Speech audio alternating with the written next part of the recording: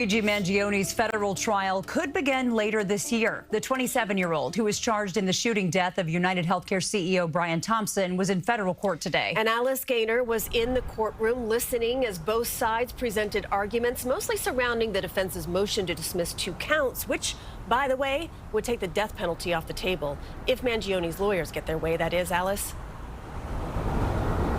Yeah, that's right. The court proceeding today lasted about 2.5 hours, during which both sides cited a lot of case law while speaking with the judge. Now, when it comes to a trial date, the judge did not want to commit to a specific timeline today, but she suggested that jury selection could begin in September, with the main trial itself beginning either late fall or early winter. Luigi Mangione, wearing tan prison clothing, entered the courtroom with his feet shackled but hands-free. Outside, a small group of his supporters gathered, some with signs that read, "No death." His attorneys are arguing against the death penalty. Mangione is federally charged with 2 counts of stalking. Counts 3 and 4, which is what the defense wants dismissed, are murder through the use of a firearm and a firearms offense.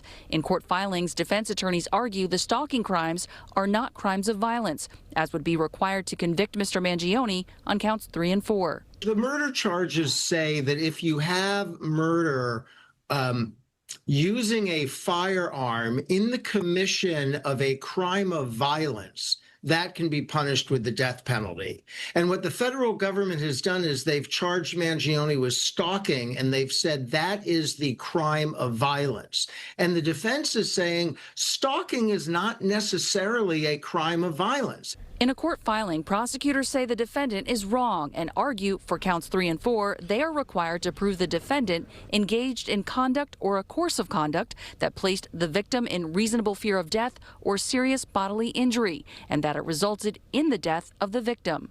In court, the judge called this a difficult issue. "I want to think about it," she said, and issue a written decision. The defense also argued for an evidentiary hearing because they want some evidence recovered from Mangione's backpack the day of his arrest suppressed, claiming it was a warrantless search. The judge suggested it was lawfully seized through a search warrant and said she did not think an evidentiary hearing was needed, but wanted to give it additional thought. The next court date in this federal case is end of the month, January 30th. Mangione has pleaded not guilty to both federal and state charges. Outside the federal courthouse in Lower Manhattan, Alice Gaynor, CBS News, New York. Alice, thank you. Alice has been following this case from the very beginning. To see her previous reporting, just scan the QR code on your screen.